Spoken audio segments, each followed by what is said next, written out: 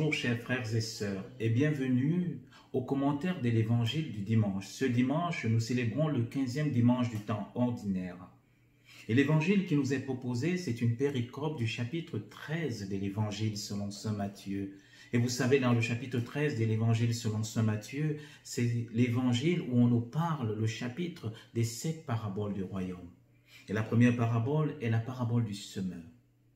Alors, ce qui est magnifique dans cette parabole, c'est que le Seigneur lui-même, il nous en donne l'explication. Parce que parfois, elle est difficile à comprendre. Et j'aimerais avec vous aller plus loin dans cette parabole. Parce que vous savez, la parabole, c'est une manière pour le Seigneur d'éveiller de plus en plus notre intelligence, de chercher à éveiller notre intelligence au mystère du royaume.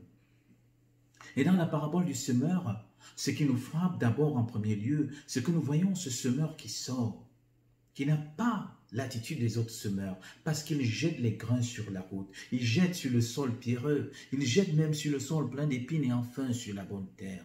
Ah, ça nous révèle déjà quelque chose du Seigneur. Notre Dieu ne mesure pas la manière dont il se donne. Dieu se donne de manière gratuite à tout le monde. Il ne se donne pas en fonction de nos qualités ou de nos capacités à le recevoir. On voit là la largesse, la grandeur de l'amour et de la bonté de Dieu. Et après, nous aurons comme 3 obstacles qui vont nous empêcher parfois d'être ce sol fertile. Et le premier obstacle, c'est l'absence de l'accueil de la parole de Dieu. Cette parole qui tombe sur la route.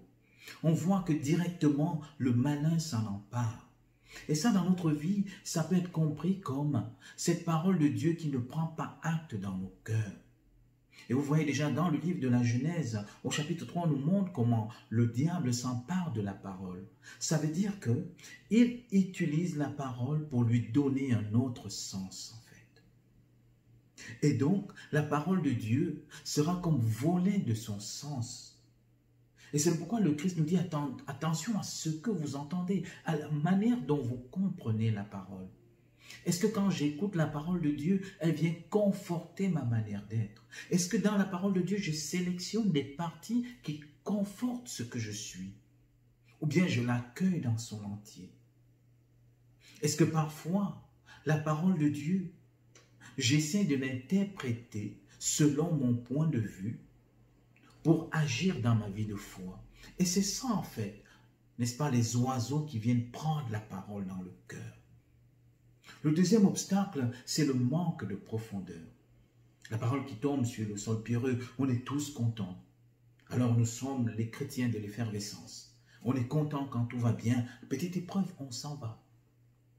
Peut-être parce qu'on oublie que notre vie de foi, la parole nous invite à une conversion.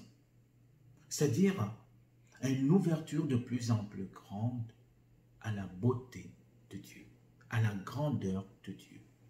Chaque parole de Dieu nous invite à un changement de l'intérieur, dans l'ordre de l'amour et de la lumière. Et c'est ça qui est beau. La parole de Dieu ne descend pas en nous sans effet. Chaque parole de Dieu est quelque chose de magnifique qui vient transformer notre cœur, pour que notre cœur se mette à battre à l'unisson du cœur de Dieu. Mais pour cela, il faut se convertir. Et c'est pourquoi moi, comme prêtre, je trouve très inquiétant parfois les chrétiens qui me disent « Ah, mon père, moi, je n'ai pas de problème avec la parole de Dieu. Je la comprends bien, la parole de Dieu. Non, rassurez-vous, je n'ai pas de problème. Quand je lis la Bible, je comprends vraiment tout. Je sais ce que le Seigneur attend. » Aïe, aïe, aïe, aïe. Moi qui suis prêtre, je peux vous le dire, la parole de Dieu me bouleverse. Saint Paul le dit, c'est un épée, un glaive à double tranchant qui entre dans les profondeurs de l'âme. Alors si la parole de Dieu ne me met pas en mouvement, un mouvement de conversion, un mouvement de charité, alors elle va se dessécher. Vous voyez, parfois aussi j'entends des gens qui disent « Ah mon père, moi dans ma vie de foi, tout va bien, je n'ai pas de problème. Je ne sais même pas si je pêche encore, mon père. » Monsieur l'abbé. Et oui, cela veut dire qu'en fait, notre vie de foi, elle est encore superficielle. car la parole de Dieu vient faire naître en nous une vie de foi. Rappelez-vous de l'épître aux Romains quand Saint Paul dit, la foi vient de ce que l'on entend, et qu'est-ce que l'on entend? C'est la parole de Dieu. Et donc si ma foi n'est pas très profonde, la parole de Dieu se dessèche. Troisième obstacle que nous présente cet évangile, cette belle parabole, n'est-ce pas? C'est les soucis du monde. Les soucis du monde qui viennent comme empêcher à notre cœur d'être le terrain fertile. Et ça, c'est la partie la plus subtile. Parce que vous voyez, nous avons, vous et moi, nous venons à la messe, nous vivons le sacrement. Mais parfois, en faisant cela, nous pouvons être loin de la vie spirituelle, loin de la vie de Dieu. Et le critère, c'est quelle est la place que je donne à ma vie spirituelle dans ma vie. Quelle est la place que je donne même à la célébration de l'Eucharistie dans ma vie? Est-ce qu'elle est prioritaire ou secondaire? Est-ce que je vais à la messe ou je prie quand je n'ai plus rien à faire? Voilà comment les soucis du monde peuvent tuer ma vie de foi. Moi, je le remarque avec les jeunes que j'accompagne et aussi les jeunes couples. Ils sont très présents. À un moment donné, ils sont pris par les soucis du monde, par l'argent, par le travail le dimanche. Ils sont pris par plusieurs préoccupations. Ah, mon père, oui, je viendrai à la prière la semaine prochaine. Je ne pouvais pas être là au groupe de partage parce qu'il y a telle et telle chose, en fait. Mais la question qu'il faut se poser, si la parole de Dieu est prioritaire, si ma vie de foi est prioritaire, alors c'est elle qui doit éclairer le reste. Et non les autres activités qui doivent éclairer ma vie de foi. Elle est difficile, cette partie, et je dois l'avouer. Cela me remet toujours en question. Qu'est-ce qui est premier dans ma vie de foi? Et c'est là où il faut vous poser la question. Dans les activités que je fais au quotidien, aller jouer au foot, aller au karaté, aller au supermarché, aller dans les rencontres, est-ce que parfois, dans ces différentes activités, je n'ai pas le temps? Ou bien pour ces différentes activités, je trouve toujours le temps de les faire. Mais pourquoi pour Dieu, je ne trouve pas le temps? Pourquoi pour venir à l'adoration, à un temps de prière à l'église, il y a toujours cette question du temps?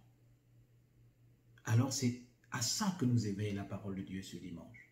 Oui, frères et sœurs, en terminant, demandons la grâce à Dieu de nous donner cette vision claire pour pouvoir permettre à notre cœur d'être ce terrain fertile de la parole de Dieu. Qu'il nous donne cette grâce de ne pas sélectionner dans la parole de Dieu les paroles qui réconfortent notre entendement. Qu'il nous donne cette grâce de savoir que la parole de Dieu nous invite à une conversion permanente, à un travail, à un cheminement.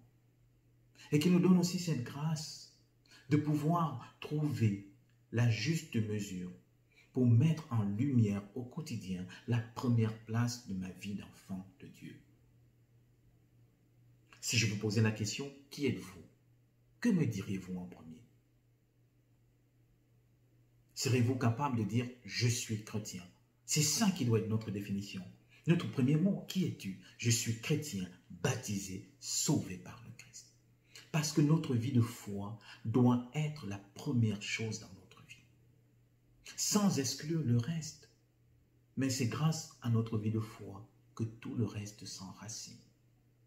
Et quand nous aurons mis en lumière ces trois obstacles qui peuvent nous empêcher d'ouvrir nos cœurs à la grâce de Dieu, alors Dieu nous donnera l'Esprit Saint en plénitude pour que notre cœur se prépare comme la bonne terre à le recevoir et pour que la parole de Dieu porte du fruit dans nos cœurs, porte un fruit en abondance.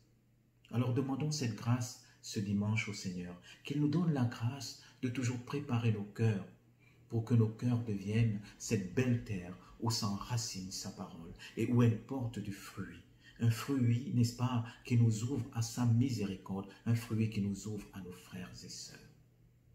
Amen. Et que le Seigneur vous bénisse et vous garde.